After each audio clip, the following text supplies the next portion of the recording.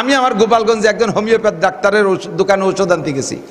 ডাক্তারের ওখানে সিরিয়াল লেগে গেছে, আমার সামনে দুইটা মহিলা, আমিও প্রায় 25-27 বছর আগে, দুইটা মহিলা আমার আগে, আমার পিছনে আছে 3-4 জন। তা আমার পিছনে 3-4 জনের ভিতরে একটা যুবক খুব তাগড়া মস্তান, আমিও তার তখন চিনি না, বাড়িও গোপালগঞ্জ শহরে। ওই মস্তান পিছনের থেকে ডাক্তাররে বলতেছে, ডাক্তার ওই দুইজনরে, সামনের দুইজন আর এই হুজুররে বাদ দিয়ে আগে আমারে ওষুধ দেন। ডাক্তার অখেয়াল করে না, ডাক্তার তো তার ভদ্রতার সাথে, হিন্দু ডাক্তার, এই বাবরি চুল আছে, দাড়িও আছে হিন্দুর, আবার অন্য হিন্দুদের মতো মোষ এরম বড় না, মোষ আবার ওই সামনে ফাঁকা করা, সাফ করা মোষ, পাঞ্জাবি পরা, পায়জামা পরা, প্রায় মুসলমান ভাব। আর আমার পিছনের দিকে যেই মস্তান সিগন্যাল দিচ্ছে, সে মস্তানের কিচ্ছু নাই সুন্নতের। ও পিছনে থেকে বলছে, হ্যাঁ ডাক্তার আগে আমার ওষুধ দেন। কয়েকবার বলার পরে সে যখন ভ্রুক্ষেপ করে নাই, তারপরে বলি উঠছে, হ্যাঁ চালাল, কথা কানে দিস না।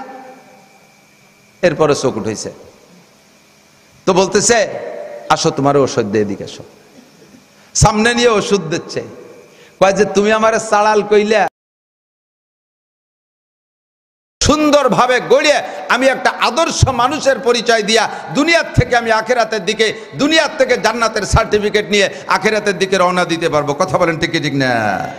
একজন মানুষের নীতি কথা এত যে তার নীতি কথার কাছে আর কোনো কথার দরকার নাই, যার নীতি কথার থেকে ইমামে বুখারী রহমাতুল্লাহ আলাইহি 6 লক্ষ হাদিস মুখস্থ করেছে।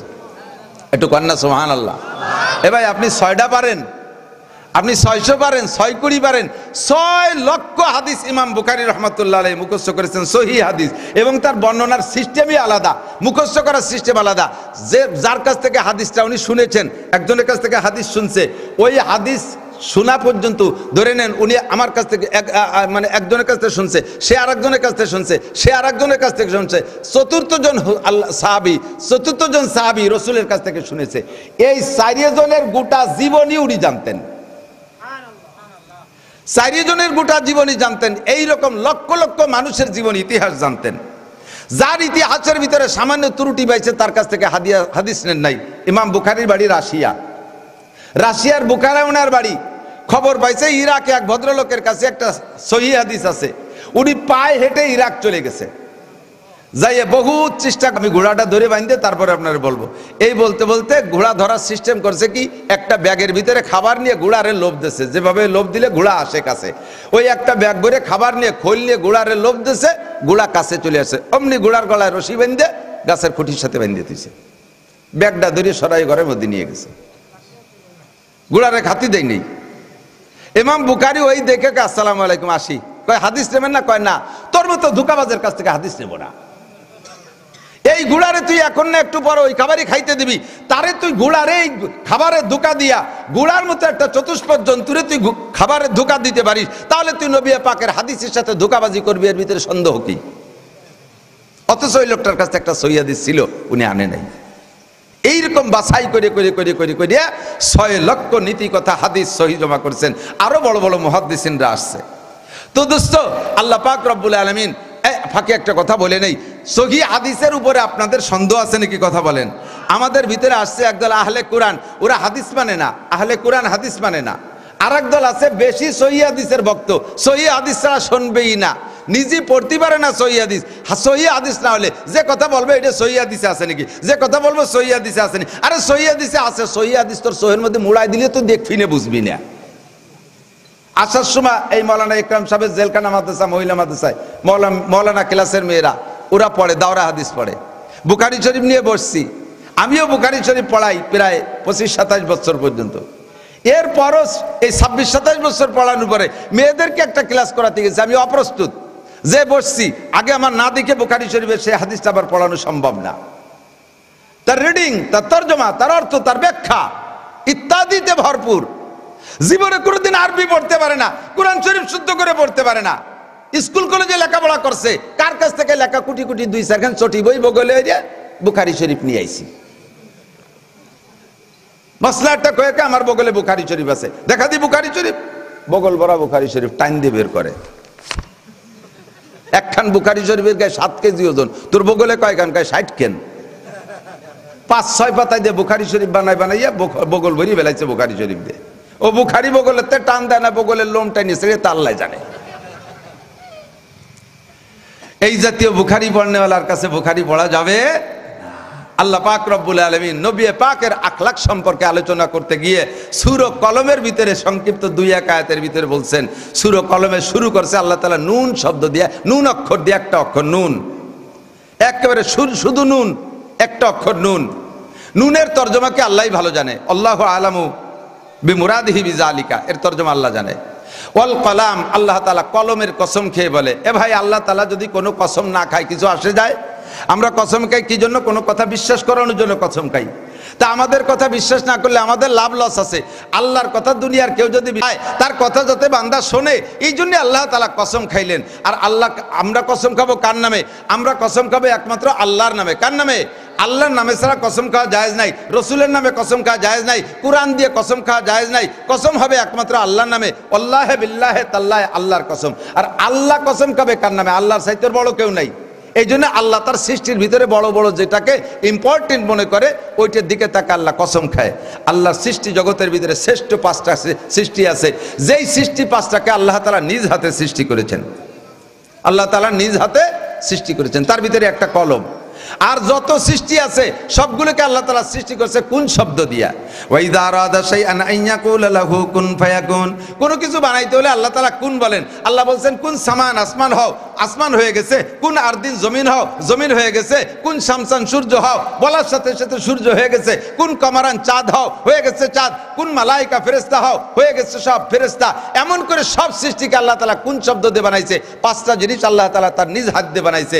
1 নম্বরে আল্লাহ পাকের আরশ, 2 নম্বরে আল্লাহ পাকের কলম, 3 নম্বরে আল্লাহ তাআলা তৌরাত লিখেছেন নিজ হাত দিয়া, 4 নম্বরে জান্নাতে আদন, 8টা জান্নাতের ভিতরে জান্নাতে আদন বানাইছে আল্লাহ তাআলা হাত দিয়া। 5 নম্বরে মানব জাতির মানুষের এই গলার উপরে ঠুক বানাইছে আল্লাহ তাআলা হাত দিয়া। কন্যা সুবহানাল্লাহ। নিচের বডি বানাইছে ফেরেশতা দিয়া, গলার উপরে টুক বানাইছে আল্লাহ তাআলা হাত দিয়া। বডি বানাইতে বলছে ফেরেশতাদেরকে, ফেরেশতারা বডি বানাইছে। এরপরে আল্লাহ তাআলা ফেরেশতারা আল্লাহর কাছে বলতেছে, আল্লাহ আদমকে এইটুকি নাকি? তো আল্লাহ বললেন, আদম ওইটুকু লিবারা দেখবে কি দিয়ে? তার চোখ কান কো? কয় যে আল্লাহ সেটুক বানাবো কিভাবে? আল্লাহ কয় ওইটুক তোমরা বানাইতে পারবা না। মানুষের গলার নিচে টুকের সাথে 1000 মানুষের মিল হয়ে গেলে তাতে কিছু আসে যায় না। যে কোনো একটা জায়গা এমন হতে হবে যেই জায়গার কারণে পুরো মানুষের ভিতরে পার্থক্য হবে। নিচের টুক তোমরা যা বানাইছো এতে 1000 মানুষের সাথে মিলে যাবে, সমস্যা নাই। কিন্তু উপরে যেটুক বাকি আছে ওইটুকের ভিতরে কোটি কোটি মডেলিং আছে, ওইটা তোমরা পারবা না, ওইটা আমার হাত দিয়ে বানাইতে হবে। এই জন্য আল্লাহ তাআলা মানুষের গলার উপরে টুক নিজ হাত দিয়ে বানাইছে। এই জায়গা কত মানুষ বসা আছেন শুধু এই কয়জন না, সারা পৃথিবীতে 800-900 কোটি মানুষ আছে। এই 900 কোটি মানুষের চেহারার ভিতরে পার্থক্য আছে না নাই? এটা ফেরেশতারা পারবে না, আল্লাহ বানাইছে। আল্লাহ তাআলা কলম বানাইছে নিজ হাত দিয়ে। মা ইয়াসতুরুন। আর খাই কসম কিসের? এই কলমে যা লেখে, আল্লাহর কলমে 2টা জিনিস লেখে। আসমানি কিতাব লিখছে আল্লাহর কলম দিয়া, আর আল্লাহর কলম দিয়ে সমস্ত মানুষের ভাগ্য লিখেছে, সমস্ত মানুষের তকদির লিখেছে। এই জন্য কলম এবং কলমের লেখার উপর আল্লাহ তাআলার খুব গুরুত্ব। এই 2টার কসম খেয়ে বলেন, আল্লাহ কয় লুন ওয়াল কলামি ওয়া মা ইয়াসতুরুন মা আনতা বিনিমাতি বিরাব্বিকা বিমাজনুন। কাফেররা নবী পাককে পাগল বলতো, আমার নবীকে কাফেররা পাগল বলতো। আল্লাহ কসম খেয়ে বলে মুহাম্মদুর রাসূলুল্লাহ পাগল। একটু জোরে কান, পাগল? আমার নবী পাগল? আমার নবী যদি পাগল হয় তাহলে দুনিয়ার সব ছাগল, কতক্ষণ নাগা নবীরে যারা পাগল করবে তারা তার চাইতে কোটি কোটি গুণ পাগল। আমার নবী পাগল না। ওমা মা আনতা বিনিমাতি রাব্বিকা বিমাজনুন। তুমি তোমার রবের নিয়ামত, তুমি পাগল না। ওয়া ইন্না লাকা লা আজরান গায়রা মামনুন। আপনাকে দেয়া হবে অসংখ্য অপরিমাণ অপরিসীম নিয়ামত দেয়া হবে। এই অপরিসীম দেওয়ার ভিতরে আল্লাহ তাআলা সর্বপ্রথম দিলেন কি? ওয়া ইন্নাকা লাআলা খুলুকিন আযীম। আপনাকে আল্লাহ তাআলা সর্বোত্তম চরিত্রের অধিকারী বানাইছে। সর্বোত্তম চরিত্রের দৃষ্টান্ত বলতে গেলে দোস্ত বছরের পর বছর কেটে যাবে, পুরো 30 পারা কোরআন শরীফ বলা লাগবে, সিদ্দিকা আয়েশা রাদিয়াল্লাহু তাআলা আনহার কাছে ওমর ইবনে খাত্তাব রাদিয়াল্লাহু তাআলা আনহু জিজ্ঞেস করেছেন, ও মা আয়েশা, ও উম্মুল মুমিনিন আয়েশা, কাইফা কানা খুলুকু রাসূলিল্লাহ সাল্লাল্লাহু আলাইহি ওয়াসাল্লাম, ও মা আয়েশা, নবী পাকের চরিত্র কেমন ছিল? সিদ্দিকা আয়েশা রাদিয়াল্লাহু তাআলা আনহা বলেন, খলিফাতুল মুসলিমিন, আপনি মুসলমান হয়েছেন আমার জন্মের অনেক দিন আগে, আমি তখনও জন্ম নেই নাই, আপনি সেই সময় মুসলমান। আমার নবী পাকের সাথে আপনার লম্বা একটা সহচর হয়েছে, দীর্ঘদিন নবী পাকের সোহবতে ছিলেন। আপনি আমার নবীর আখলাক সম্পর্কে আমার চাইতে ভালো জানেন, আমি কি আখলাক সম্পর্কে বলবো?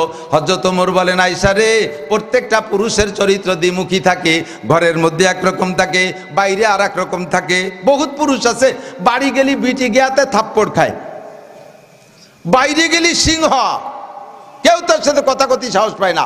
আবার বাড়ি যাওয়ার সাথে সাথে বউতি দাড়ি ধরে থাপ্পড় মারলে বিজেপিলের মতো চুপ করে দেয়। আবার অনেকে আছে বাড়ি যাইয়া বিটিকের সাথে খুব পারাপারে, চিনিস আইলেও লাঠি দে আউ লাখের পিঠে আর আমি দেশের পাইছিও। বাইরে গেলি বেড়া পুলা মানে থাপড়ায় দেয়, সে জায়গা প্রতিশোধ দিতে পারে না। অনেকে আছে বাড়ি ঘরের ভিতরে বহুত খরচ করে, কিন্তু বাহিরে চরম কৃপণ, মানুষের একটা চাও খায় না। আবার অনেকে আছে বাইরে গেলে চার দোকানে গেলে 500-1000 টাকা উড়াই দেয়, বাড়ি আসার সময় বউ বাচ্চার জন্য একটা চকলেটও আনে না। এরকম দ্বিমুখী হয় কিনা মানুষ, কথা বলেন। তো আয়েশা সিদ্দিকা রাদিয়াল্লাহু তাআলার কাছে ওমর বলছেন, আমরা তো নবী পাকের বাহিরের আখলাক সম্পর্কে জানি, এতে আমরা মুগ্ধ, কিন্তু ঘরোয়া আখলাক কেমন এটা তো আমরা জানি না, তুমি জানো, আর তুমি ভিতরের খবরও জানো বাইরের খবরও জানো, এই জন্য জানতে চাইছি তুমি বলো নবী পাকের চরিত্র কেমন ছিল। আরেকটা কথা হলো, একজন পুরুষের চরিত্র কেমন, ভালো না মন্দ, এইটা সবচাইতে সুন্দর বলতে পারবে তার স্ত্রী। হাদিসে আসছে, যদি কোনো পুরুষকে তার স্ত্রী তার চরিত্রের সার্টিফাই করে যে আমার স্বামী ভালো ছিল, আমার স্বামী ভদ্র ছিল, আমার স্বামী দিনদার ছিল, আমার স্বামী ভালো ছিল, তাহলে ওইটাই হলো অরিজিনাল ভালো। তোমাদের মধ্যে সবচেয়ে ভালো ওই লোকটা যে লোকটা তার পরিবারের কাছে ভালো। হযরত আব্দুল্লাহ ইবনে মুবারক রাহমাতুল্লাহ আলাইহির ইন্তেকালের পরে, ইন্তেকালের 1 সপ্তাহ পরে উনার একজন মুরিদ মারা গেছে। এই মুরিদটা ছিল কর্মকার, এই মুরিদ ছিল কর্মকার। তো ওই মুরিদও মারা যাওয়ার পরে আব্দুল্লাহ ইবনে মুবারক রাহমাতুল্লাহ আলাইহির এক খলিফা স্বপ্নে দেখতেছে যে আব্দুল্লাহ ইবনে মুবারকও জান্নাতি, আর ওই যে কর্মকার ওই মুরিদও জান্নাতি। তবে জান্নাতের ভিতরে পার্থক্য দেখতেছেন, আব্দুল্লাহ ইবনে মুবারক রাহমাতুল্লাহ আলাইহির চাইতে ওই কর্মকারের মর্যাদা জান্নাতের মধ্যে একটু বেশি দেখতেছেন। আরে ভাই, পীর সাহেবের চাইতে মুরিদের মর্যাদা জান্নাতের মধ্যে একদিক দিয়ে বেশি দেখতেছে, এটা আশ্চর্যের বিষয় না? ওই খলিফার ঘুম ভেঙে গেছে, সজাগ হয়ে গেছে। সকালবেলা এবার কর্মকারের সন্ধানে বেরোইছে। কর্মকারের সন্ধানে বেরোইয়া যাইতে যাইতে যাইতে যেতে পাইছে কর্মকারে, যে দেখে কর্মকারের বাড়ি আব্দুল্লাহ ইবনে মুবারকের বাড়ি রাস্তার ওই পাশে, আর কর্মকারের বাড়ি রাস্তার ওই পাশে। কর্মকারের বাড়ি তো গরিব মানুষ, কোনো মতে পাতা পুঁতে দিয়ে বেড়া দেওয়া, পর্দা আছে, খুব পর্দা। সামনেই কর্মকারী একটা ঘর রয়েছে, এখন আর কর্মকারী কাজ নাই, ওনার ছেলে পেলে সে কাজ শেখে নাই। তো বাড়ির কাছে যে সালাম দিয়ে পরিচয় নেছে যে এইটা কি কর্মকার সাহেবের বাড়ি? বলে হ্যাঁ। তো ওনার স্ত্রী ভিতরের থেকে জব দিয়েছে, জিজ্ঞেস করছে যে কর্মকার সাহেব কেমন ছিল, এই কর্মকার সাহেব কেমন ছিল, কি করতেন? স্ত্রীর কাছ থেকে যদি তার সার্টিফিকেট পাওয়া যায় তাহলে এটা হলো অরিজিনাল সার্টিফিকেট। স্ত্রী জবাব দিচ্ছে, আমার স্বামী একজন মূর্খ অশিক্ষিত কর্মকার ছিলেন, লোহার কাজ করতেন, হাতুড়ি পিঠায় লোহার কাজ করতেন। তবে ওনার একটা গুণ আমি দেখেছি, সেটা হলো উনি হাতুড়ি যখন পিটাইতেন তখন হাতুড়ি উঠানোর সময় জিকিরের সাথে উঠাইতেন লা ইলাহা, মারার সময় বলতেন ইল্লাল্লাহ, লা ইলাহা ইল্লাল্লাহ। আমি জীবন ভরে দেখছি জিকির ছাড়া কোনোদিন হাতুড়ি মারে নাই। আমি দেখেছি লা ইলাহা একবার হাতুড়ি উঁচা করেছে, ইল্লাল্লাহ বলার আগে মুয়াজ্জিনের আজানের শব্দ কানে আসে, আল্লাহু আকবার। যখন মুয়াজ্জিনের আজানের শব্দ কানে আসে, লা ইলাহা কয়ে হাতুড়ি উঁচা করেছে, ইল্লাল্লাহ জবানে বলছে, হাতুড়িটা নিচায় রেখেছে, কিন্তু লোহার উপরে নামাইরা পাশে মেরে দিয়েছে, মাটিতে রেখে দিয়েছে হাতুড়ি। আমি বললাম, ওগো স্বামী, হাতুড়ি তো নিচেই ফেলাইলেন, ইল্লাল্লাহ জবানে বললেন, বরাবর যদি লোহার উপরে মেরে দিতেন তাহলে আপনার কাজ তো একটু হলেও আগাইতো। সেই হাতুড়ি নিচেই ফেলাইলেন, কিন্তু আপনি লোহার উপরে মারলেন না কেন? সঙ্গে সঙ্গে আমাকে ধমক দিয়ে বলে, না ফাকতে ইয়া মুনাফিকা, ও মুনাফিক তুমি মুনাফিক হয়ে গেছো, তুমি আমাকেও মুনাফিক বানানোর চেষ্টা করতেছো। কই কিভাবে মুনাফিক হইলাম আর কিভাবে আপনারে মুনাফিক বানাই? কই মুয়াজ্জিন কই আল্লাহ সবচাইতে বড়, মুয়াজ্জিন কই আল্লাহু আকবার, আল্লাহ সবচেয়ে বড়। এই শব্দ আমার কানে যার পরও যদি আমি হাতুড়ি লোহার উপরে মারি, আমার কাজের উপরে মারি, প্রমাণ হবে আল্লাহর চাইতে আমার লোহা আর আমার কাজ বড়। তুমি আর নিজেও মুনাফিক হয়ে গেছো, আমারে মুনাফিক বানাইতে চেষ্টা করছো। এইটা দেখেছি আমার স্বামীর কর্মকাণ্ড। আর একটা কাজ আমি দেখেছি, রাতের বেলায় সব কাম শেষ করে আইসা ঈশান নামাজ পড়ে বিছানায় যাওয়ার আগে একজেল কোরআন শরীফ নিয়া, আমার স্বামী কোরআন শরীফ পড়তে পারতেন না, বুকের সাথে জড়াই দইরা বারবার কানতেন, হাত উঠে আল্লাহর কাছে হাত উঠে কানতেন। হাজা আর আরবিতে বলতেন, হাদা কালামু রব্বি, হাদা কালামু রব্বি, এইটা আমার রবের কালাম। ও আল্লাহ, আমি কোরআন পড়তে পারি না, আমি কোরআন পড়তে পারি না, আল্লাহু আকবার। এইগুলো উনি বিলাপ করতেন আর কানতেন।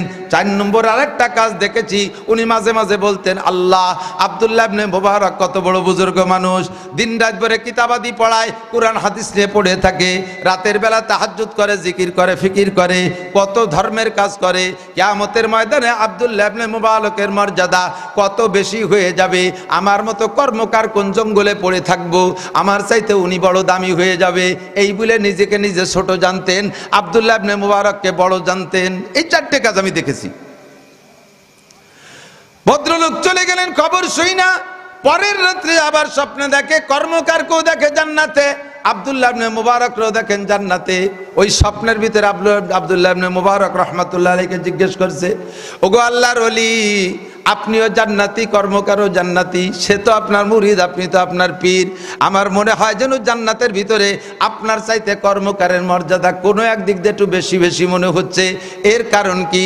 আব্দুল্লাহ ইবনে মুবারক জবাব দিলেন, বাবা, এর কারণ হলো ওই কর্মকার নিজেরে নিজে ছোট জানতো, জীবন ভরে আমাকে বড় জানতো, আমাকে বড় জানতো, আলেমুল আমাকে সম্মান করতো, বড় জানতো।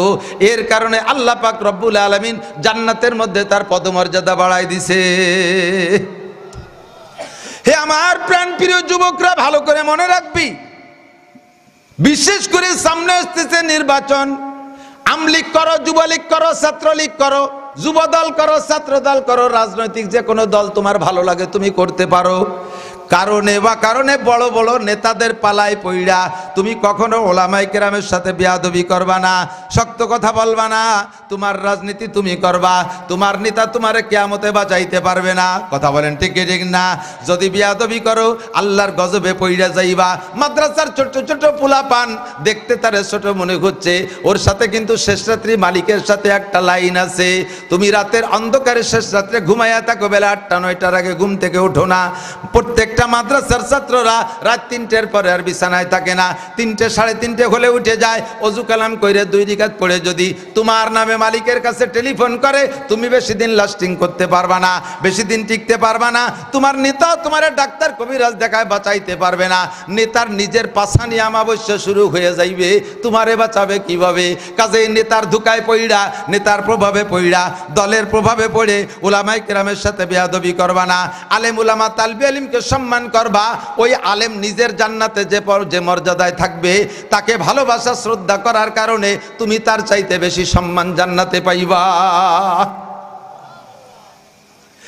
স্ত্রী স্বামীর আসল সার্টিফাই করতে পারে, এর কারণে বিয়ে পাক হযরত ওমর রাদিয়াল্লাহু তাআলা আনহু আয়েশার কাছে জিজ্ঞেস করছে, কাইফা কানা খুলুক রাসূলুল্লাহ সাল্লাল্লাহু আলাইহি সাল্লাম, ও মা বলো নবী পাকের চরিত্র কেমন ছিল?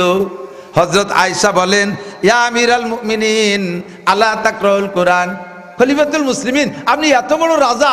এই হযরত ওমরের রাজত্ব কত বড়, তার রাষ্ট্রের আয়তন ছিল 2,40,00,000 বর্গ মাইল। কন্যা সুবহানাল্লাহ। এত বড় দেশের প্রেসিডেন্ট, এবং জান্নাতের ভিতরে হযরত ওমরের ঘর নবী নিজে সচক্ষে দেখে আসছেন জান্নাতের ভিতরে। সেই ওমর রাদিয়াল্লাহু তাআলা আনহু এত বড় আলেম, সে কোন নবীর আখলাক জানে না। তাকে জিজ্ঞেস করছে, আপনি কোরআন পড়েন? কোরআন তো পড়ি, কোরআন দিয়ে কি বুঝবো? কয় যে কানা খুলুকুহুল কোরআন, 30 পারা কোরআন শরীফ যা বিশ্বনবী মুহাম্মদুর রাসূলুল্লাহর চরিত্র।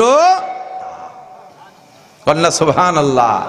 এজন্য আল্লাহ পাক বলেন, লাকাদ কানা লাকুম ফি রাসূলিল্লাহি উসওয়াতুন হাসানা, নবীর মধ্যে রয়েছে তোমাদের উত্তম আদর্শ। এ আমার যুবক ভাই এদিক তাকাও, নবী পাকের আদর্শ বলে শেষ করা যাবে না। নবী পাকের কাছে ইহুদি মেহমান আসছে, নবী পাকের কাছে ইহুদি মেহমান আছে মদিনায় যাওয়ার পরে, চরম বিয়াদব মেহমান একটা। এই ইহুদি তো ইহুদি, ও আসছে বাড়ির থেকে পাক্কা পরিকল্পনা করে, বুখারী শরীফের হাদিস, পাক্কা পরিকল্পনা করে যে রাতের বেলা মুহাম্মাদের বাড়ি মেহমান হব, আর মুহাম্মাদের স্বভাব মেহমানদারি করা। আর ও বড় কায়দা মতো গাড়ল, জম্মের খা খাতিবারে, কয় যে আজকে রাত্রে মেহমানদারিতে মুহাম্মাদের বাড়ি মেহমান হব, যত খাবার আছে সব খাইয়ে সাফ করে দেবো, মুহাম্মাদের না খায় রাখবো। আর খাবার যখন ওভারলোড হয়ে যাবে, বেশি খাওয়া হয়ে যাবে, তখন তো পেট খারাপ হবে, যে ঘরে সুতি দেবে ঘর নষ্ট করে থুই আসবো। তরবারি একটা নিয়ে গেছে গোপনে সাইরা, যদি সুযোগ পাই তাহলে মুহাম্মাদের জবইও দিয়ে আসবো, কন্যা নাউজুবিল্লাহ। এই প্ল্যান প্রোগ্রাম নিয়ে যাইয়া মেহমান সাজছে রাতের বেলা। নবী পাক তারে সত্যি খাওয়াইছে, ঘরে যা ছিল সব খেয়ে ফেলাইছে, ঘরে সবাই না খাওয়ার মতো, পেট ভরে কায়দা মতো লোড দিয়ে খাইয়া এরপরে হুজুর শুয়াই দিয়েছে রুমের ভিতরে। শুয়াইছে তো রাত্রে পেট খারাপ শুরু হয়ে গেছে, পায়খানা করিয়ে, ইচ্ছা করলে তো বিছানাতে নামিয়েও পায়খানা করতে পারে, তা না করে বিছানা সব শেষ করে ফেলাইছে, বিছানা নষ্ট বষ্ট করে তুইয়া শেষ রাত্রে এবার পলান দেশে, পলান দিবি তো দেশে তরবারি খান ফেলাই থুয়ে গেছে। ও লোক চলেই গেছে। নবী শেষ রাত্রে উঠে যায়, তার খবর নিতে গিয়ে দেখে লোকটা বিছান পাটি সব নষ্ট করে থুইছে। হুজুর বড় আফসোস, হারে আমার মেহমান, আমি যথোপযুক্ত মেহমানদারি করতে পারিনি, তার খোঁজ খবর নিতে পারি নাই, বিধায় আজকে সেইভাবে পায়খানা করে টরে নষ্ট করছে। কি কষ্ট নাই তার হয়েছে, আল্লাহ কি কষ্ট আমার মেহমানের হয়েছে। এই দুঃখ আফসোস কিছুক্ষণ করে নিজে হাতে সেই বেড বিছানা পরিষ্কার করতেছে, তরবারি খানটা সুন্দর করে দুই আগে ঝুলাই তুইছে, পায়খানা তার তরবারি ভরে মাহাইছে। ও লোক যাইয়া কদ্দুর যাওয়ার পরে ওর বিছান পাটি নষ্ট করছে এই ভয় না, ওর তরবারির মোহাব্বতে ফিরে আইছে, যে তরবারি তো থুয়ে যাওয়া যাবে না। যখন কাছে আসছে এর মধ্যে সাহাবায়ে কেরাম সব চলে আসছে, আইসে দেখে যে এই ঘটনা। তো বলতেছে হুজুর কেমন কথা, হুজুর বলে যে কেমন কথা, আমিও তো আফসোস করতেছি। বলতে বলতে সে মেহমান চলে আসছে, আর হযরত ওমর হাজির। দানি ইয়া রাসূলুল্লাহ আজরিবু উনুকা হাদাল মুনাফিক, হুজুর আমারে ছাড়ে নাই, মুনাফিকের গেটি কেটি বেলায় দেবো। বেয়াদবি করে বিছান পাটি নষ্ট করছে। হুজুর বলে সাবধান, তুমি মেহমানের গেটি কাটবা, ঘাড় কাটবা, গর্দান কাটবা। হুজুর দৌড়ে গেছে তার তরবারি খান দিতে, বাবা এই যে তোমার তরবারি নিয়ে যাও, তুমি তরবারি ফেলে রেখে গেছো, তুমি মাফ করে দিও, রাত্রে এত কষ্ট করছো, আমি তোমার যত্ন করতে পারিনি, খোঁজ নিতে পারিনি, তুমি আমার মাফ করে দিও, আর এই যে তোমার তরবারি নাও। হুজুর এভাবে বিনয় প্রকাশ করতেছে, আর হযরত ওমর কার ঘাড় কেটে ফেলাবো। তো হুজুর বলতেছেন, ওমর তোমরা তো দায়িত্ব ছিল যে আমি খবর না নিতে পারলে আমার মেহমান, তোমরা তো রাত্রে খবর নিবা, তা না নিয়ে তার গর্দান কাটতেছে, লোকটার কত কষ্ট হয়েছে। হুজুর এই কয়, ওমর ওই কয়, আর ও দাঁড়ায় দাঁড়ায় দেখে, সঙ্গে সঙ্গে তরবারিটা রেখে পায়ের কাছে রেখে কলেমা পড়ে ফেলাইছে, লা ইলাহা ইল্লাল্লাহু মুহাম্মাদুর রাসূলুল্লাহ। ও দোস্ত, আমার নবীর আখলাক শুধু ও পর্যন্তই শেষ না। আমি সেদিনকে পড়তেছিলাম হুসাইন আহমদ মাদানী রহমাতুল্লাহ আলাইহি, আমাদের বাংলাদেশের বহুত বড় বড় উলামায়ে কিরামের উস্তাদ, আহমদ শফি সাহেব হুজুরের উস্তাদ, শামসুল হক ফরিদপুরি রহমাতুল্লাহ আলাইহির উস্তাদ, আবুল হাসান যশোরী হুজুর রহমাতুল্লাহ আলাইহির উস্তাদ, হাফিজ হুজুর রহমাতুল্লাহ আলাইহির উস্তাদ। তৎকালীন ভারতবর্ষ থেকে ইংরেজদেরকে তাড়াও এই আন্দোলনের অগ্রনায়ক হুসাইন আহমদ মাদানী রহমাতুল্লাহ আলাইহি, ভারতের মানুষ। উনি রেলগাড়িতে এক জায়গায় সফর করতেছেন, তো ওনার রেলের সিটের পাশে এক হিন্দু সাধু বসা। এই হিন্দু সাধু বসা বেশ অনেক দূর পথ চলছে, যাইতে যাইতে কিছুক্ষণ পরে সাধু সাহেবের বাথরুমে চাপ দিয়েছে। রেলগাড়ির ভিতরে তো বাথরুম আছে, বাসে তো নাই, বাংলাদেশের বাসে এখন আমি দেখি নেই, সৌদি আরবের বাসেও বাথরুম আছে। তো এই বাথরুমে যখন চাপ দিয়েছে, এখন সাধু যাইয়া বাথরুমের ভিতরে যে দেখে যে বাথরুম লোড ভরা, বসার যোগ্য না, দেখে ফিরে চলে আসছে। তো বাথরুমে যখন চাপ দিয়েছে, তখন তো খালাস হওয়ার আগ পর্যন্ত তো শান্তি নেই, এই উড়ামুড়া করতেছে, একবার সিবে ধরে, একবার সোজা হয়, একবার বেহা হয়। এর মধ্যে আবার গেছে, আবারও যে দেখে ওই অবস্থা। বাথরুমের যত জরুরত থাকুক, ভিতরে যাই ওই অবস্থা দেখিয়া কাজ করতে পারতেছে না। আবারও এসে বসছে, 2-3 বার এরকম করার পরে মাদানী রহমাতুল্লাহ আলাইহি টের পাইছে। উনি টের পাইয়া যাইয়া হুসাইন আহমদ মাদানী বাথরুমের ভিতরে গিয়ে ওই হালাত দেখিয়া উনি একটা পলিথিন, একটা প্লাস্টিক জোগাড় করে হাতে পেঁচাইয়া বাথরুমের নর্দমার ভিতরে কাগজপাতি যে জমা হয়ে গেছে, এই জন্য আটকে গেছে, ওইটাকে হাত ঢুকোই দিয়া ভিতরে ওইটা গুঁতো মেরে পরিষ্কার করে দিয়ে, এরপরে পানি দিয়ে পরিষ্কার করে সুন্দর করে ধুয়ে সাফ করে দিয়ে আইসা সাধুকে বলতেছে, দাদা আপনি মোড়ামুড়ি করতেছেন কে? কয় যে আমার খুব কষ্ট হচ্ছে, বাথরুমে চাপ দিচ্ছে খুব। কয়তে বারবার গেলেন, কয় যে বাথরুমের ভিতরে বসার পরিবেশ নাই। কয় যান, পরিবেশ আছে। কয় না পরিবেশ আমি মাত্র আসছি, আমি তার পরে আসছি। মাদানী কয় আমি তার পরে আসছি, আপনি যার পরে আসছি, পরিবেশ হয়েছে যে দেখেন। সত্যি যে দেখে যে সুন্দর পরিবেশ, নিট অ্যান্ড ক্লিন, পরিষ্কার সুন্দর করে ভদ্রলোক, সাধু ভদ্রলোক বাথরুম করে আইসা ওনার দিক তাকায় রয়েছে মানান্তা। হিন্দুদের স্বভাব কি, বেশি খুশি হয়ে গেলে এরপর ওনাদের ভাষায় দোয়া দেয়। আমি এই শত্রুজিৎপুর আছেন আপনাদের এই পাশে, শত্রুজিৎপুর বাজারে একবার মাহফিল করছি, তো ওই মাহফিলের ভিতরে হিন্দুদের কিছু কথা বললাম। সেটা হলো যে ভাই হিন্দুরা, আমার মুসলমান যুবকরা, তোরা হিন্দুদের মাহফিলে যাস না, হিন্দুদের পূজা পাঠে যাস না। এক তো ইসলামে নিষেধ আছে, 2 নম্বরে তোরা গেলে ওরাও অশান্তি মনে করে। তোরা মনে করি যে আমাদেরকে কার্ড দিয়ে দাওয়াত দিছে, এটা জাস্ট তোরা মুসলমান সংখ্যাগরিষ্ঠ, ওরা সংখ্যালঘু, তোদেরকে ভয়তে ভয়তে নেতাগুতাকে দাওয়াত দেয়। মূলত তোরা না গেলে ওরা খুশি হয়, আসলেই কিন্তু খুশি হয়। তোমরা গেলে তারা ভয় পায় যে তাদের পূজা পাঠের ভিতরে তাদের মেয়ে ছেলেদের উপরে তোমরা কোনো অন্যায় করে না বসো, এই জন্যই তারা বড় দুশ্চিন্তায় থাকে, তোরা যাস না। এই জাতীয় বেশ কিছু কথা বলছি। বলার পরে মাহফিল শেষ করছি, হিন্দু সাধু একজন দৌড়ে আইসা আমার পার পর সরাসরি সিজদায় পড়ে গেছে, আমার দোয়া দিচ্ছে, ভগবান ভগবান তুমি আমার বাবা নাসিরের দেবতা বানাই দাও। আমার দেবতা বানানোর দোয়া দিচ্ছে। উনরা বেশি খুশি হয়ে গেলে ওনাদের ভাষায় এভাবে দোয়া করে। তো বলতেছে আপনি কি কোনো দেবতা? তো উনি বললেন যে না, আমি সাধারণ মানুষ, আমার নাম হোসাইন আহমদ। শুনি চমকে গেছে। কোথায় কি করেন? আমি দারুল উলুম দেওবন্দের খেদমত করি, চাকরি করি, ওখানে মাদ্রাসায় পড়াই। হুসাইন আহমদ মাদানী রহমাতুল্লাহ আলাইহির এই আচরণ দেখা ওই গাড়ির মধ্যে হিন্দু সাধু কলেমা পড়ে মুসলমান হয়ে গেছে। মুসলমান কোন মুসলমানকে টাকা দিয়ে কেনে না, কথা কন না কেন? আমরা কেউ টাকা দিয়ে কলেমা পড়াই না, আমরা কেউ পয়সা দিয়ে কলেমা পড়াই না, আমরা কেউ ঘর বাড়ি দিয়ে কলেমা পড়াই না। ইহুদি মুসলমান, হিন্দু বৌদ্ধ খ্রিস্টান সব জাতি মুসলমানদেরকে কিনতেছে টাকা দিয়া। আমরা টাকা দিয়ে কিনি না, আমরা আমার নবীর আখলাক দিয়ে মুসলমানদেরকে ক্রয় করি। কথা বলুন ঠিক ঠিক না? আমাদের আখলাক, আমাদের স্বভাব। দুঃখের বিষয় হলো, পরিতাপের বিষয়, লজ্জার বিষয় হলো যে আমরা মুসলমানরা সেই আখলাক ভুলে গেছি। আমি আমার গোপালগঞ্জে একজন হোমিওপ্যাথ ডাক্তারের দোকানে ঔষধ আনতে গেছি। ডাক্তারের ওখানে সিরিয়াল লেগে গেছে, আমার সামনে 2টা মহিলা, আমিও প্রায় 25-27 বছর আগে, 2টা মহিলা আমার আগে, আমার পিছনে আছে 3-4 জন। তা আমার পিছনে 3-4 জনের ভিতরে একটা যুবক খুব তাগড়া মস্তান, আমিও তার তখন চিনি না, বাড়িও গোপালগঞ্জ শহরে। ওই মস্তান পিছনের থেকে ডাক্তাররে বলতেছে, ডাক্তার ওই 2 জনের সামনের 2 জন আর এই হুজুররে বাদ দিয়ে আগে আমারে ওষুধ দেন। ডাক্তার অখেয়াল করে না, ডাক্তার তো তার ভদ্রতার সাথে, হিন্দু ডাক্তার, এই বাবরি চুল আছে, দাড়িও আছে হিন্দুর, আবার অন্য হিন্দুদের মতো মোষ ওরম বড় না, মোষ আবার ওই সামনে ফাঁকা করা, সাফ করা মোষ, পাঞ্জাবি পরা, পায়জামা পরা, প্রায় মুসলমান ভাব। আর আমার পিছনের থেকে যেই মস্তান সিগন্যাল দিচ্ছে, সে মস্তানের কিচ্ছু নাই সুন্নতের। ও পিছনে থেকে বলছে, হ্যাঁ ডাক্তার আগে আমার ওষুধ দেন। কয়েকবার বলার পরে সে যখন ভ্রুক্ষেপ করে নাই, তারপরে বলি উঠছে, চালাল, কথা কানে দিস না।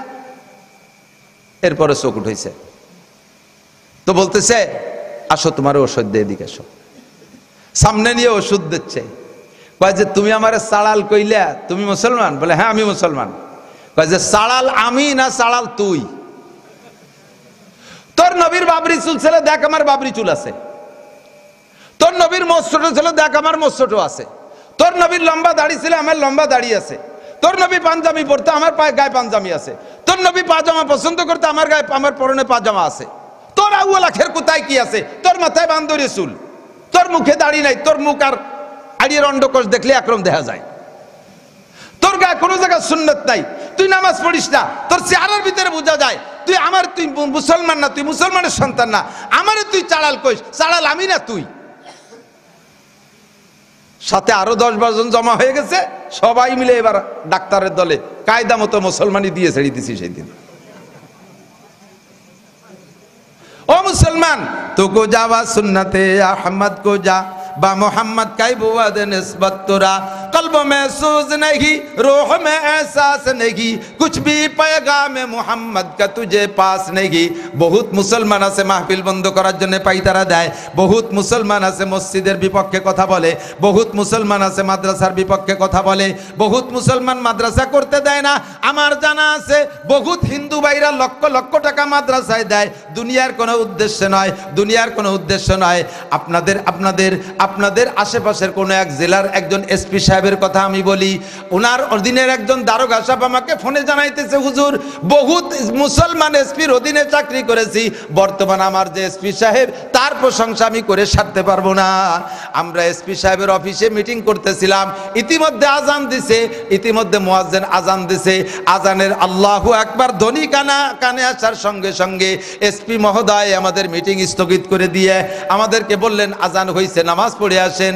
আমাদের মধ্যে 2-3 জন গেল নামাজ পড়তে, আর কয়জন নামাজ পড়তে গেল না। আজান চলতে তালে আছে, এসপি সাহেব নিচুমুখী মুখ দিয়ে কি বলে তা জানি না, কিন্তু দেখতেছেন উনি ওনার সামনে 3-4 জন ওসি, কয়েকজন দারোগা মোবাইল টিপাটিপি করতেছে আর গল্প করতেছে, এরা সবাই মুসলমান। আজান শেষ হয়ে যাওয়ার পরে এসপি সাহেব ওই পুলিশদেরকে ধমক দিছে, তোমরা কিসির মুসলমান, তোমরা কিসির মুসলমান।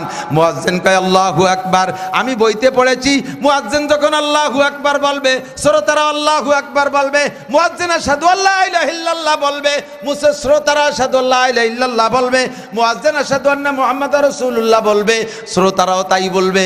তোমরা একজন আজানের উত্তর দাও নাই, আমি আজানের উত্তর দিয়েছি। এসপি সাহেব হিন্দু ভদ্রলোক, আজান হলো, কয়জন নামাজে গেল, তোমরা মুসলমানরা নামাজে গেলে না। तुको जावा सुन्नते अहमद को जा बा मोहम्मद का बोवद निस्बत तुरा कल्ब में सोज नहीं रूह में एहसास नहीं कुछ भी पैगाम मोहम्मद का तुझे पास नहीं कुछ भी पैगाम मोहम्मद का तुझे पास नहीं অন্তরে জ্বালা নাই সিনার মধ্যে ব্যথা নাই বাহ্যিক কোনো আমল নাই তোমার মাথা দেখলে বোঝা যায় না মুসলমানের মাথা না অমুসলিম খ্রিস্টানদের মাথা তোমার গায়ের পোশাক দেখলে বোঝা যায় না তুমি মুসলমানের বাচ্চা না খ্রিস্টানের বাচ্চা আরে আজান হইলে মুসলমানগুলো মসজিদে যায় আর হিন্দুগুলো মুসলমানগুলো মসজিদের থেকে অন্য দিক চলে যায় তুমিও আজান হইলে অন্য দিক চলে যাও সিনার কায়দা নাই তোমার বউডার চেহারা দেখলে বোঝা যায় না মুসলমানের সন্তান নাই হিন্দুর সন্তান তোমার বউর মাথায় কাপড় নাই হিন্দুর মেয়ের মাথায় কাপড় নাই তোমার বউর কপালে টিপ হিন্দুর মায়ের কপালে টিপ তোমার মায়ের ঠোঁটে আলতা হিন্দুর মেয়ের ঠোঁটে আলতা তোমার হিন্দুর ছেলে মেয়ে দুর্গা পূজায় যায় তুমিও দুর্গা তোমার ছেলে মেয়ে দুর্গা পূজায় যায় হিন্দুর ছেলে মেয়ে সরস্বতী লক্ষ্মী পূজায় যায় তোমার ছেলে মেয়ে সরস্বতী লক্ষ্মী পূজায় যায় হিন্দুদের অনুষ্ঠানে ড্যাক্স বাজায় বক্স বাজায় ঢোল বাজায় মুসলমানদের অনুষ্ঠানে ড্যাক্স বাজাও ঢোল বাজাও তবলা বাজাও তো কো যাওয়া সুন্নতে আহমদ কো যা তোমার মধ্যে আর রাসূলের উম্মতে তোমার মধ্যে আর মুসলমানদের মধ্যে পার্থক্য কোথায় অথচ সারা দুনিয়ার সমস্ত জ্ঞানী গুণী বিজ্ঞানী সমস্ত সভ্য মানুষ বলতে বাধ্য মুহাম্মাদুর রাসূলুল্লাহর আদর্শের চাইতে ভালো আদর্শ হইতে পারে না ঠিক কি না লাকাদ কানা লাকুম ফি রাসূলিল্লাহি উসওয়াতুন হাসানা আমি এই আম বয়ানের ভিতরে খাস ভাবে কতগুলো যুবক চাই আমার যুবক সোনালক্ষ্মী তোমরা রেডি হয়ে যাও আমার যুবক ভাইরা তোমরা রেডি হয়ে যাও তোমরা একটা আদর্শশীল ফুলফুজুল যুব সংগঠন করো নবিয়া পাকের জামাত নবিয়া পাকের বয়স যখন 17 বছর হয়েছিল একটা যুব সংগঠন সমাজ কল্যাণ সমাজ সেবা যুব সংগঠন তোমাদের এই যুবকদের সংগঠনের মাধ্যমে সিদ্ধান্ত হবে আমরা এই সমাজে ওয়ান ইসলামিক কার্যকলাপ কিছু হতে দেব না মুসলমানি অনুষ্ঠানে গান বাজনা হইতে দেব না বিয়ের অনুষ্ঠানে বক্স ট্যাক্স বাজাইতে দেব না এলাকায় যৌতুক একেবারে চরমতরে যৌতুক পদ্ধতিকে তাড়িয়ে দেব অনেক বাড়ি আছে অল্প বয়সী 2-3টে বাচ্চা হওয়ার পরে মহিলারা বিধবা হয়ে যায় আছে না এরকম বিধবা কেউ বাপের বাড়ি চলে যায় কেউ স্বামীর বাড়ি থেকে যায় কষ্ট করে বাচ্চা দুটো নিয়ে বাপের বাড়ি যারা যায় সেটা বাপের বাড়ি আলারা বাপ ভাইতে তারা হেফাজত করে কিন্তু স্বামীর বাড়ি যারা থেকে যায় বুড়ো বুড়ো শ্বশুর শাশুড়ি তারা অতটা খবর রাখতে পারে না এই বিধবা মহিলাদের খোঁজ খবর নেওয়ার জন্য জনসেবক জনদরদি 2-3 জন যুবক খুব মেহনত করে একসাথে যায় না পাল্টায় যায় রাত 12টার সময় সেই বাড়িতে বেরোইছে এই তুই বাড়িতে বেরোলি কে কয় ভাবির কেউ নাই তাই একটু খবর নিতে গেছিলাম কি হয়েছে ভাবির মাথা ধরছে এই জন্য মাথা মেসেজ করে দিতে গেছিলাম ভাবির মাথা ব্যথাচ্ছে মেসেজ করে দিতে গেছে দাতাল তোর ওই বাড়ি যার অনুমতি দিছে যার অনুমতি দিচ্ছে কিনা একজন যুবক একজন নারীকে নির্জন হইলে লা ইয়াখলুনা রাজুলুন বিইমরাতিন ইল্লা কানা সালিসুহুমা শাইতান এই জাতীয় লুচ্চ বদমাইশ যেগুলো আছে তাদেরকে যাতায়াত বন্ধ করার জন্য আমার এক রাত্রি বয়ানে হবে না বুড়োরাও পারবে না বুড়োরা অসুস্থ মানুষ এইগুলো খবর নেবে কি করে এগুলো তোমরা পারবা যতক্ষণ পর্যন্ত এইগুলো বন্ধ না করবা অতক্ষণ পর্যন্ত আল্লাহর রহমত আসবে না দুনিয়াটা জেনার সাইলাব হয়ে গেছে জেনা যত বেশি হয় তত আল্লাহর গজব বাড়ে আর যাকাত যত বন্ধ হয় তখন তত আল্লাহর রহমতের বৃষ্টি কমে যায়। জাকাত বন্ধ করে দিলে রহমতের বৃষ্টি কমে যায়, আর জেনা বাড়িয়ে গেলে আপদ বিপদ বেড়ে যায়। আল্লামা জালালউদ্দিন রহমাতুল্লাহ আলাইহি, রুমি রহমাতুল্লাহ আলাইহি বলেন, যত মানুষের জাকাত বন্ধ করে দেবে, হাদিসের কথা, তত আল্লাহর রহমতের বৃষ্টি বন্ধ হয়ে যায়। জেনা বেড়ে গেলে বালা আম হয়ে যায়। আরে আগে ছোটবেলায় দেখতাম আঞ্চলিক বালা, এক এলাকায় কলেরা লাগছে, ওই এলাকা ধরে কলেরা অন্য এলাকায় হতো না। এক এলাকায় এক গ্রামে বসন্ত গুটি শুরু হয়েছে, ওই গ্রামে বসন্ত গুটি, অন্য গ্রামে দেখতাম না। কিন্তু ইবাইরে বালা করোনা মরোনা জিডাই হচ্ছে, এটা আন্তর্জাতিক। কথা কন না কেন? জাপানেও জেনা আছে না নাই? আমেরিকায় জিনা আছে, ভারতে জিনা আছে, সৌদি আরবে জিনা আছে, কাতার কুয়েত জিনা আছে, মুসলিম বিশ্বে জিনা আছে, অমুসলিম বিশ্বে জিনা আছে। জিনাটা আম হয়ে গেছে, আল্লাহ তাআলা বালাও আম করে দিয়েছে। ডায়াবেটিস, এটা কি খালি নড়াইল দেয় না, সারা বাংলাদেশে আছে ডায়াবেটিস। সারা পৃথিবীতে ডায়াবেটিস আছে না নাই? এরকম আরো বহুত রোগ আছে যেগুলো আসমানি বালা, সারা দুনিয়া জুড়িয়ে গেছে। এর কারণে তোমরা এলাকাটাকে শান্ত করবা, একটা মাদ্রাসার ওসিলা করে এটা মাদ্রাসাকে তোমরা মার্কাজ বানাবা, উলামায়ে কেরামের কাছ থেকে ফতোয়া নিবা, এদের কাছ থেকে মশালা শুনবা, শরীয়তের বিধিবিধান একটু মুসলমানি দিয়ে 3 দিন ব্যাপী মাইক বাজাইয়া আল্লাহু আকবার, গানে গানে কাটছে একটু চামড়া, আদায় করছে একটা সুন্নত, তরক করে হাজার হাজার ফরজ। কথা কন না কেন? মুসলমানি নিয়া কি সুন্নাত, মুসলমানি নিয়া সুন্নাত। তাও সুন্নতি টাইম আছে, সে সময় নেই। সুন্নতি টাইম হলো 7 বছর বয়সের মধ্যে বাচ্চা কাচ্চারে খাতনা করানো। সাথে খাতনা করা না করাইয়া বিয়ের বছর হানিক আগে মুসলমানি দেশে 22, 23, 26, 27 বছর বয়স, বিয়ের কথা আসতেছে চতুর্দিক দিয়ে, ছেলেরে মুসল 3 দিন মাইক বাজাইয়া গানে গানে, এখন তো মাইক নেই, এখন হচ্ছে বক্স, ঢোলের বাড়িতে মসজিদের মুসল্লিরা পেশাব করে দিয়েছে। নারী পুরুষের অবাধ বিচরণ, পর্দা পুরুষিদার বালাই নাই। এইগুলো করে টরিয়ে তারপরে ব্যারাকের থেকে 1.5 লাখ টাকা নিয়ে গরু একটা মারিয়ে দিয়ে খাওয়াও, কালেকশন হবে, পয়াম একটা বানাই দিয়ে শুরু হয়ে গেছে। 1.5 লাখ টাকা খরচ, কোনো বাড়ি 2-3 লাখ টাকা হয়, কোনো বাড়ি উল্টো দিক যায়। কালেকশন হয়েছে ওটা 50,000। আর কেউ মুসলমানি দেব না, যা লাভ বেশি এলিকা আমি একবার নেব নাকি মুসলমানি। এইগুলো শয়তানি। মুসলমানি অনুষ্ঠান করে খাওয়ানো দাওয়ানো এটা সুন্নতের খেলাফ। আকিকা অনুষ্ঠান করে খাওয়ানো সুন্নাত। বিয়ে করে আইনে বাড়ি বউ ভাত কয় বাংলাদেশে, তারে আরবিতে কয় অলিমা, সুন্নাত। অলিমা সুন্নতি দাওয়াত, আকিকার সুন্নতি দাওয়াত। হুজুর বলেন অলিমার আকিকার দাওয়াত যদি কোনো বাড়ি করে